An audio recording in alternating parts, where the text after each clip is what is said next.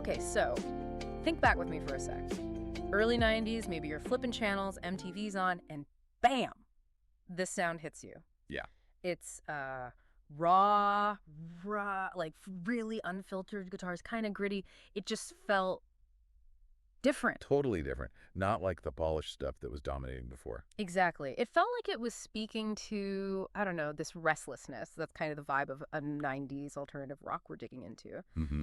You mentioned you were curious about why it still sticks around, why it resonates. So we dug into this source, Flannel, Feedback and Angst. Great title, by the way. Isn't it? Yeah, we're going to try and really get into the guts of that era. We'll talk about, the world back then. Backdraft. The bands, obviously.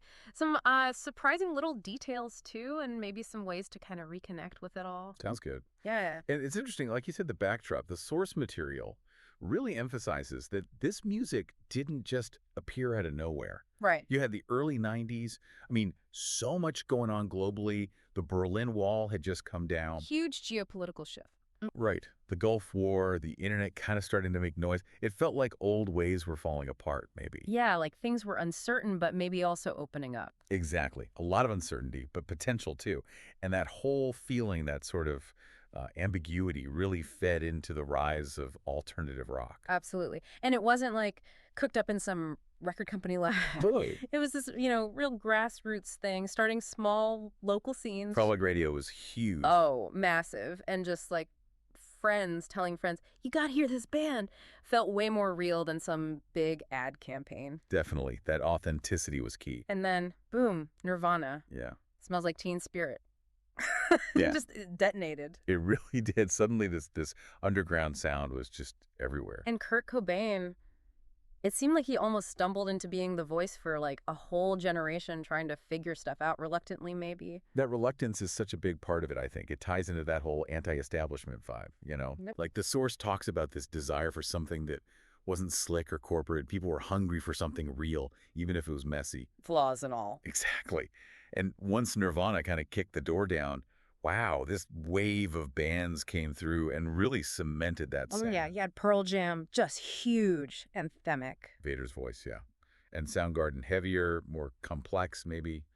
Chris Cornell, what a singer. Incredible range. And Alice in Chains, too, going into some pretty dark places, intense stuff. Really intense. But what's cool, and the source points this out too, is how alternative became this really wide umbrella. Right. It wasn't just grunge. Not at all. You had bands like Radiohead getting really experimental, atmospheric. Almost cinematic sounds later on. Yeah. And R.E.M. had been around, but they fit right in with their, distinct sound, those thoughtful lyrics. Jangly guitars. And Smashing Pumpkins, Billy Corgan building these massive walls of sound. Huge layered rock, almost orchestral, like you said. And then there was Lollapalooza. That felt like a big deal. Oh, definitely. Lollapalooza was like this traveling validation, wasn't it? Bringing all these different flavors of alternative together. Yeah, like a statement, this is happening, this is a movement. Exactly. It wasn't just the music, it was the whole culture around it. Yeah. Which brings us to the people, right? The figures at the center. Yeah, these iconic frontmen. You had Kurt Cobain, obviously, with that raw nerve honesty.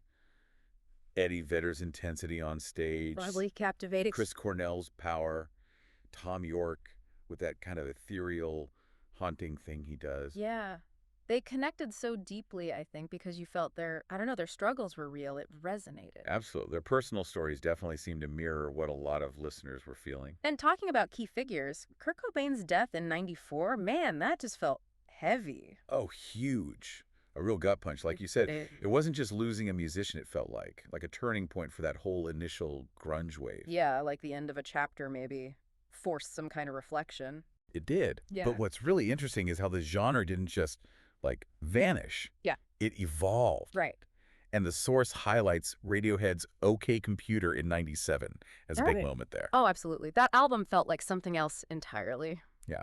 It brought in electronics, more complex song structures. It showed that alternative rock wasn't just one thing. It could grow, it could innovate. Okay, so speaking of surprising things, get this detail from the source material. Never mind. Nirvana's huge album. The one that changed everything. Recorded for $65,000. $65K. Wow. That's peanuts, relatively speaking. Right. And then it sells what? Over 30 million copies? That's just Mind-blowing. It really highlights that DIY music-first spirit we talk about. Not about huge budgets, just capturing that energy. Totally. And another fun one from the source, the flannel shirts. Ah, yes, the uniform. The iconic grunge look, right? Yeah. Symbol of rebellion, whatever. But the source points out it was also just practical. Cold and rainy in Seattle. Pretty much. It wasn't some grand fashion statement initially, anyway. It was just about staying warm. It kind of grounds the whole thing, you know? Yeah, those little details add a lot of texture. Takes away some of the mythologizing, maybe. Right. So, okay, if someone's listening and feeling nostalgic, or maybe they missed it and want to, like, dive in now, what can they actually do? Well, the source gives some good pointers. First off, you got to listen to the key albums, right? Absolutely essential. Never mind, obviously. Pearl Jam's 10. Huge. And maybe Radiohead's The Bends as well to get that evolution. Good call. Those are like the core curriculum. Yeah. And, if you want that live feel, checking out tribute bands can actually be pretty fun. Yeah. Get the energy, hear the songs loud. Exactly. It's a way to experience it live, sort of.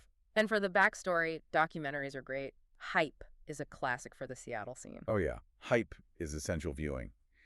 And Pearl Jam 20 gives you that inside look at their whole journey. Good recommendations. What about, like, the look?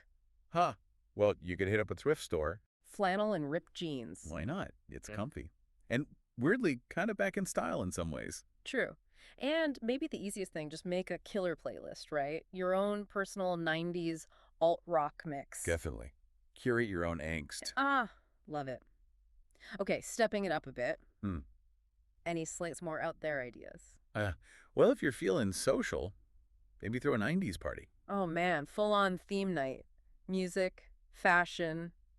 Could be fun. Could be. Or, hey, if you've ever wanted to play guitar. Learn some riffs. Yeah, tackling some of those iconic 90s riffs. Yeah. That's a pretty direct way to connect with the music itself. Feel it under your fingers. That's a cool idea. So when we boil it all down, what the source really drives home is that this wasn't just music. No, much more than that. It was a cultural moment, wasn't it? Definitely. It gave a voice to, well, a generation, right? Trying to deal with a world that felt like it was shifting under their feet, looking for something authentic, unfiltered. That authenticity is the key word, I think. Yeah, and that's why it lasts, right? That raw feeling, the genuine emotion. It captured something about that specific time, the anxieties, the spirit. And those lyrics, often so personal, so poignant. And the riffs, unforgettable riffs, they still hit home because they tapped into something real, something that still resonates. So true. So wrapping up this deep dive into 90s alternative, hopefully this gave everyone listening a good feel for how it started, the impact it had, and why it's still relevant. Yeah, definitely encourage you to keep digging. There's so much there. Absolutely. So much great music to explore. And maybe just a final thought to leave folks with. What's going on now? What sounds, what movements are bubbling up today that feel alternative? Good question. The stuff on the fringes now. Yeah. What might be the thing people look back on in 20, 30 years? What mark will they leave?